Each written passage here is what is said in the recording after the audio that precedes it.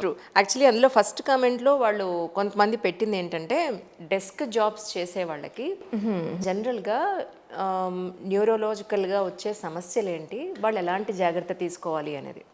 ఇప్పుడు మెయిన్గా సాఫ్ట్వేర్ వాళ్ళు వీళ్ళు డెస్క్ జాబ్ మామూలుగా వాళ్ళ వర్కింగ్ టైమ్స్ మాకు చెప్తారు కదా, 8 to 10 hours per day work చేస్తారు. చాలాసార్లు ఏంటంటే వాళ్ళు అబ్రాడ్ క్లయింట్స్ అట్లా ఉంటే ఈవినింగ్ షిఫ్ట్లు అట్లా చేస్తుంటారు. నైట్ షిఫ్ట్ అట్లా ఆడ్ టైమింగ్స్ ఉంటాయి. 2ంటికి మొదలు పెట్టాము, రాత్రి 12ంటికి స్టాప్ చేస్తాము అన్నట్టు. సో అప్పుడు ఏంటంటే వాళ్ళ స్లీప్ టైమ్స్ అవి ప్రాపర్గా ఫుడ్ టైమింగు ఇవన్నీ మారిపోతాయి అబ్నార్మల్ షిఫ్ట్స్ వల్ల అన్నట్టు.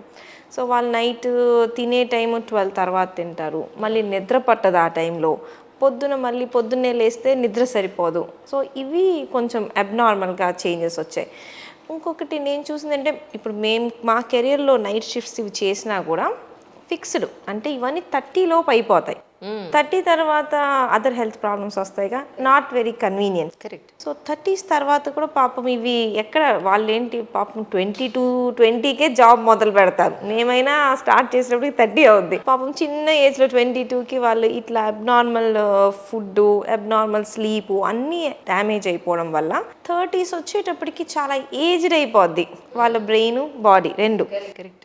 ఇంకోటి సిట్టింగ్ పొజిషన్స్, ల్యాప్టాప్ ఇట్లా కింద పెట్టుకోవడం కానీ పడుకొని చేయడం, కొంతమంది బెడ్ మీద చేస్తూ ఉంటారు. సో ఈ అబ్నార్మల్ పోస్చర్ వల్ల స్పైన్ అనేది ఎరెక్ట్గా ఉండదు, స్పాండైలోసిస్ చాలా తొందరగా వచ్చేస్తుంది అనమాట. 25-26కి సర్జరీలు కూడా అయిన వాళ్ళు ఉన్నారు సర్వైకల్ స్పాండైలోసిస్.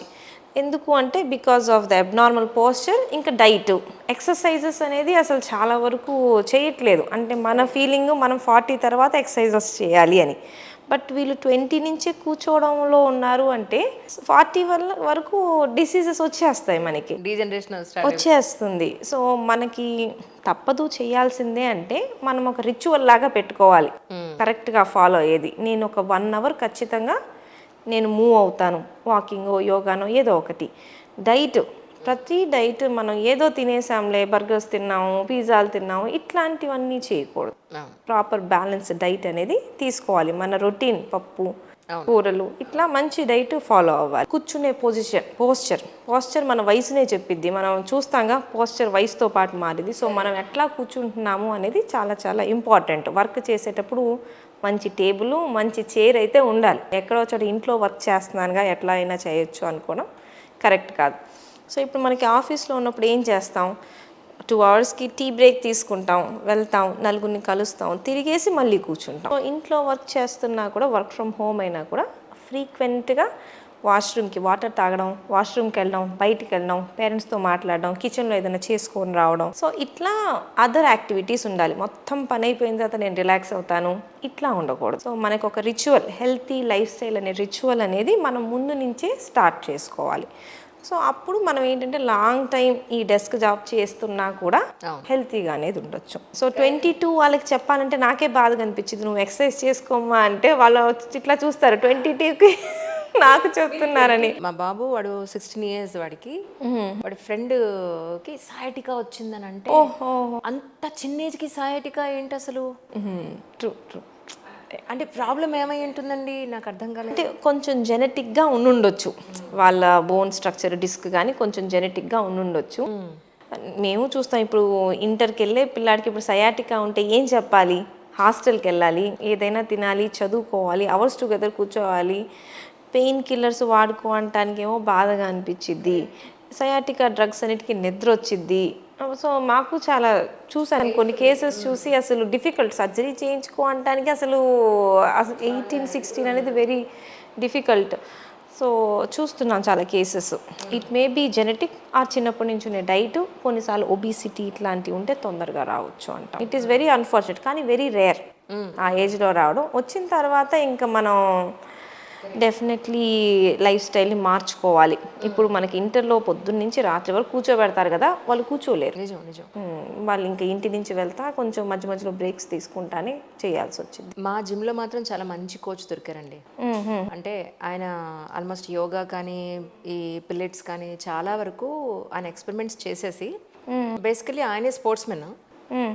సో ఆయన ఏంటంటే ఎవరి ఈ టేల్ బోన్ పెయిన్తో వచ్చేవాళ్ళు, లేదా C3 C4 L4 L5 ఈ ప్రాబ్లమ్స్తో వచ్చే వాళ్ళకి ఎక్కడెక్కడ మజిల్ స్ట్రెంగ్థన్కి ఏం చేస్తే బాగుంటుందంటే అవి జిమ్ ఎక్విప్మెంట్స్లో విడిగా కూడా ఫ్లోర్ ఎక్సర్సైజ్ తోటి అండ్ దగ్గరుండి చేయిస్తాడు ఎవ్రీడే. మీ హెల్త్ ఇష్యూ ఏమని చెప్పండి ఫస్ట్. నాకు లాస్ట్ మంత్ కంటిన్యూస్గా లాంగ్ జర్నీస్ అవ్వడం అంటే టేల్ బోన్ పెయిన్ వచ్చింది. దానికి ఒక సపరేట్ పిల్లో ఉంటుంది కదా మనకి కూర్చోడానికి, అది వేసుకుంటే ఒక 3 months సరిపోతుందన్నారు. అయినా కూడా నేను జిమ్లో చెప్పినప్పుడు హిప్ జాయింట్ మజిల్స్ ఏవైతే ఉన్నాయో దాన్ని స్ట్రెంథెన్ చేసుకున్నప్పుడు ఎక్కువ ప్రెషర్ దీని మీద పడకుండా ఉంటుంది అని ఆయన కొన్ని ఎక్సర్సైజ్ చెప్పారు. Can you believe it or not, 3 months అనుకున్నది నాకు 1.5 monthsలోనే పెయిన్ పోయింది. మళ్ళీ నేను ఇలా హ్యాపీగా కూర్చోగలుగుతున్నాను. డెఫినెట్లీ మామూలుగా థెరపీ యోగా అట్లా అంటారు. ఎగ్జాక్ట్లీ. వాళ్ళకి మంచి ఎనాటమీ మీద గ్రిప్ ఉండాలి. మజిల్ ఏ మజిల్ ఎక్కడ వర్క్ చేస్తుంది, కింద కూర్చొని లేవలేకపోతున్నాను అంటే ఈ మజిల్, కరెక్ట్, మెట్లు ఎక్కేటప్పుడు ఇబ్బంది పడుతుంది అంటే ఈ మజిల్. సో వాళ్ళు దాన్ని మజిల్ని ఐడెంటిఫై చేసి దాన్ని ఫోకస్ చేస్తే చాలా బాగా చేస్తారు. మనం అబ్నార్మల్వి చేసేసామనుకోండి ఆపోజిట్గా కూడా పనిచేస్తాయి అప్పుడప్పుడు ఎక్సర్సైజెస్. అవును అవును. So proper therapist very very important. ఇంకొకటి ఏంటంటే ఇప్పుడు ఇందాక మీరు అన్నారు ఇన్నార్స్ డెస్క్ జాబ్స్, ఇన్నార్స్ కూర్చుని వాళ్ళు వర్క్ చేస్తారని.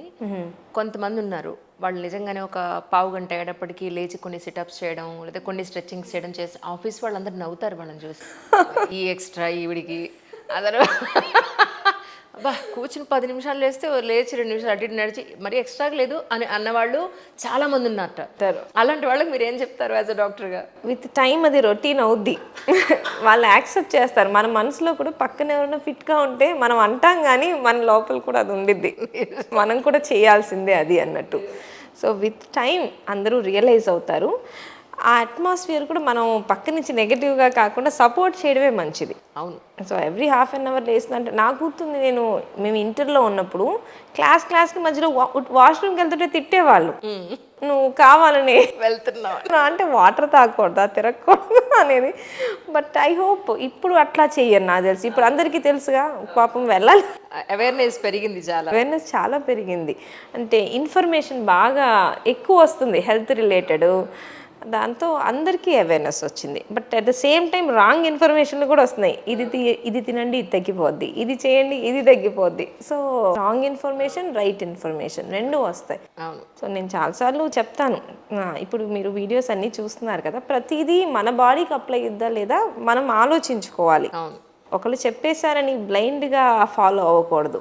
సైన్స్ అనేది క్వశ్చన్ చేయాలి, ఎందుకు దీనికి రీజన్ ఏంటి. సో మనం క్వశ్చన్ చేసి మనం ఆన్సర్ తెచ్చుకోవాలి అన్నట్టు. ట్రూ.